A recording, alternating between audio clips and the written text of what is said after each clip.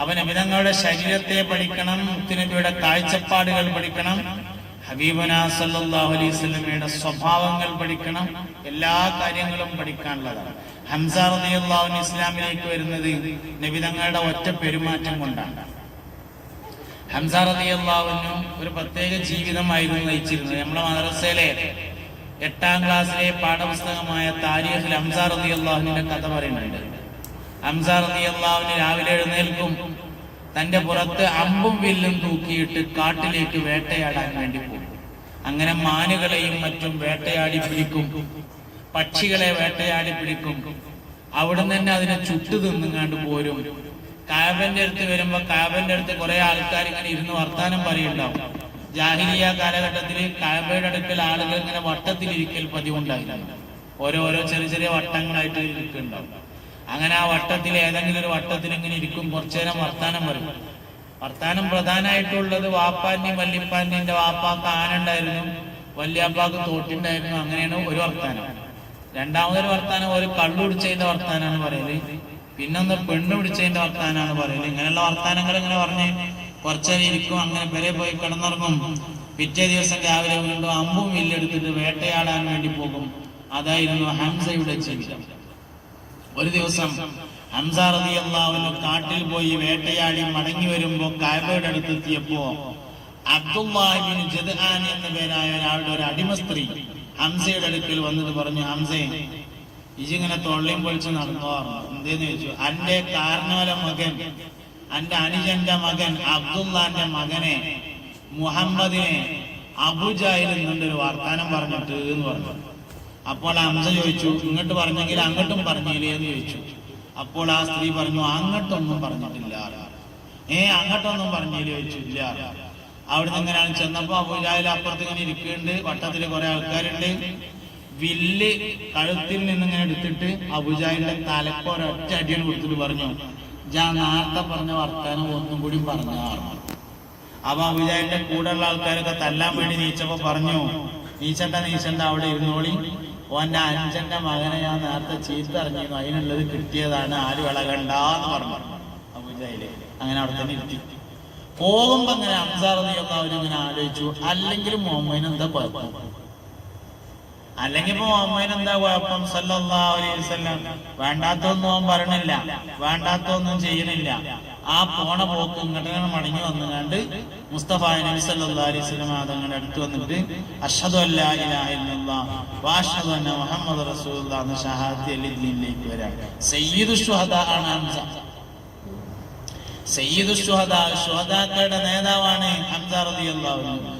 وبحمزة الكرار هم المصطفى أسد الإله وسيد الشهداء. സയ്യിദ് ശുഹദാ എന്ന പേരിൽ അറിയപ്പെട്ട ആളായി ഹംസ റളിയല്ലാഹു അൻഹു മാറിയത് നബി സല്ലല്ലാഹു അലൈഹി വസല്ലം തങ്ങളുടെ ഈ ഒരു സമീപനം കൊണ്ടായിരുന്നു എന്ന് കാണാൻ പറ്റും. ഈ ഒരു സമീപനമൊക്കെ എങ്ങനെ ഉണ്ടാകുന്നത്? മനസ്സിന്റെ പ്രകടനമാണ് ഒരാളുടെ സ്വഭാവം. മനസ്സിൽ എന്താ ഉള്ളത് അതിനനുസരിച്ചാണ് സ്വഭാവം ഉണ്ടാകുക. അതുകൊണ്ട് ചിന്തകൾ, മനസ്സുകൾ, ഓർമ്മകൾ, പദ്ധതികൾ എന്നീ കാര്യങ്ങളെല്ലാം നന്നായി തീരണം. അപ്പോഴാണ് അതിനനുസരിച്ച് സ്വഭാവങ്ങൾ നന്നായി വരിക എന്ന് പറഞ്ഞത്. നല്ലതുപോലെ ചിന്തിക്കാൻ പറ്റുന്ന ആൾക്കാണ് നല്ലതുപോലെ പെരുമാറാനും നല്ല സ്വഭാവങ്ങൾ പ്രകടിപ്പിക്കാനും കഴിയുന്നത്.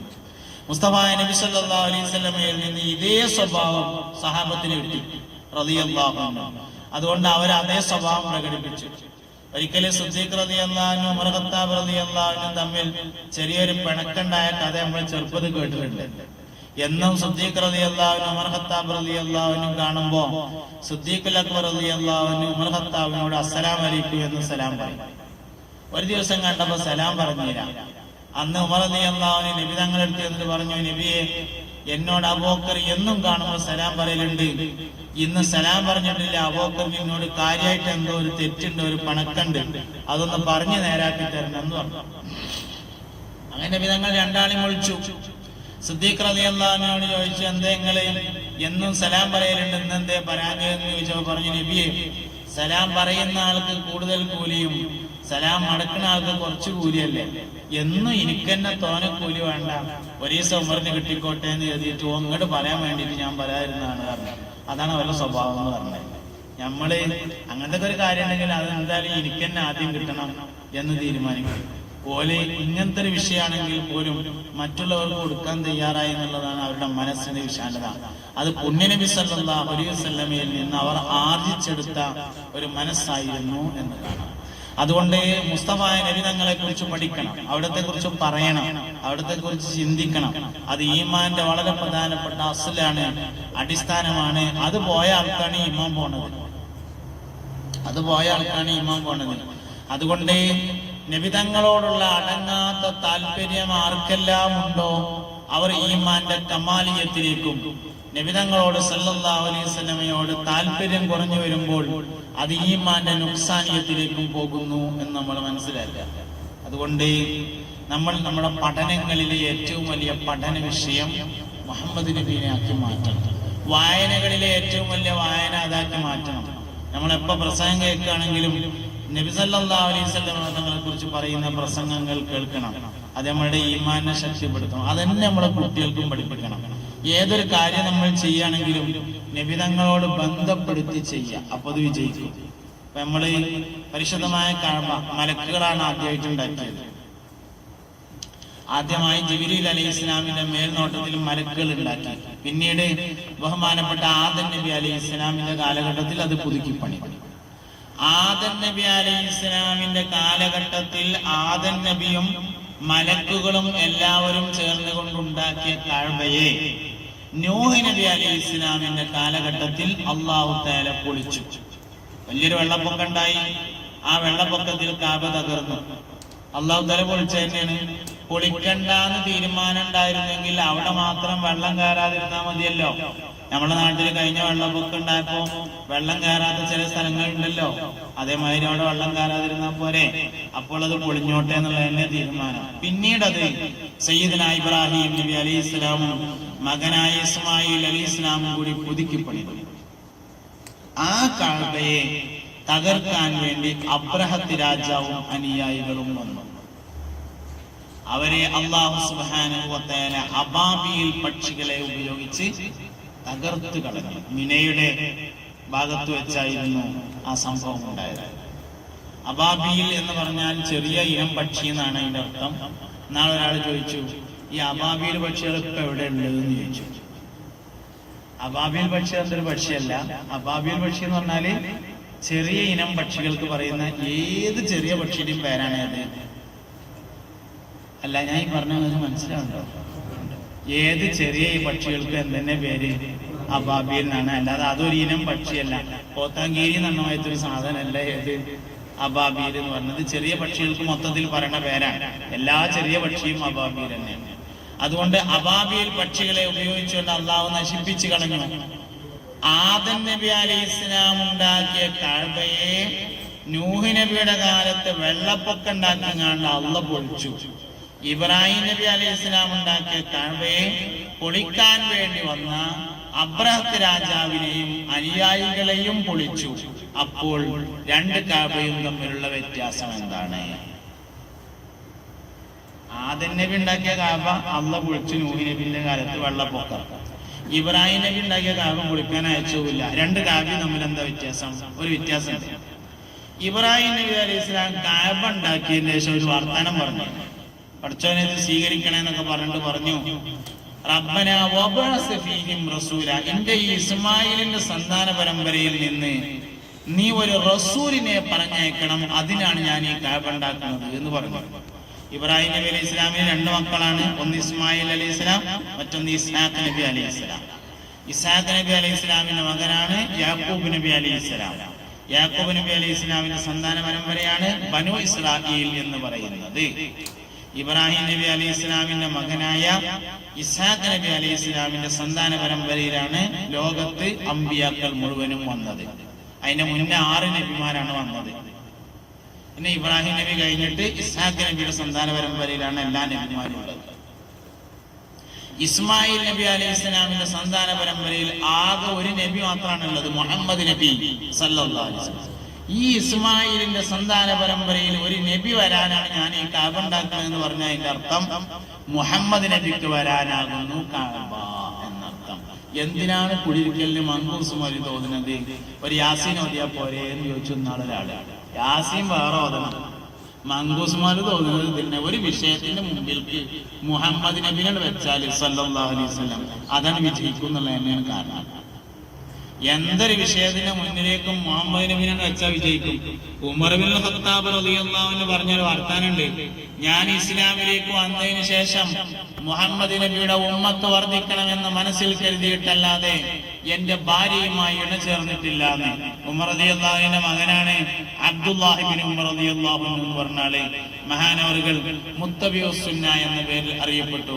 സുന്നത്തുകളെ പിന്തുടരുന്ന ആൾ എന്ന സ്ഥാനപ്പേരിൽ അറിയപ്പെട്ട ആളാണ് സയ്യിദുനാ അബ്ദുല്ലാഹി ഇബ്നു ഉമർ റളിയല്ലാഹു അൻഹു. എന്താ സ്വഭാവം നിങ്ങൾ, തങ്കപ്പെട്ട സ്വഭാവം എന്ന് പറയാം. ഒരു ദിവസം ഒരു ബത്തക്ക് കിട്ടി. അബ്ദുല്ലാഹി ഇബ്നു ഉമർ റളിയല്ലാഹു അൻഹു ഒരു ബത്തക്ക് കിട്ടി. കുറെ സമയം ആ ബത്തക്ക് നമുക്ക് ഇങ്ങനെ തിരിച്ചും മറിച്ചും നോക്കിയിട്ട് അവസാനം വലതുവശത്തുള്ള ആൾക്ക് അതാണ് കൊടുത്തു. അപ്പോൾ സഹാബത്ത് ചോദിച്ചു, അല്ലേ അബ്ദുല്ലാഹി ഇബ്നു ഉമർ, നിങ്ങൾ ബത്തക്ക കഴിക്കാറില്ലേ എന്ന് ചോദിച്ചു. അപ്പോൾ പറഞ്ഞു, ബത്തക്ക കഴിക്കാത്തത് കൊണ്ടല്ല, അള്ളാഹുവിന്റെ റസൂൽ ഇതെങ്ങനെയാണ് മുറിച്ചത് എന്ന് ഓർമ്മ വരാത്തത് കൊണ്ട് ഒഴിവാക്കിയാണെന്ന് പറഞ്ഞു. അങ്ങനത്തെ ആളാണ് അബ്ദുല്ലാഹി ഇബ്നു ഉമർ റളിയല്ലാഹു അൻഹു. ഉമർ റളിയല്ലാഹു അൻഹുവിന്റെ മകനാണ്.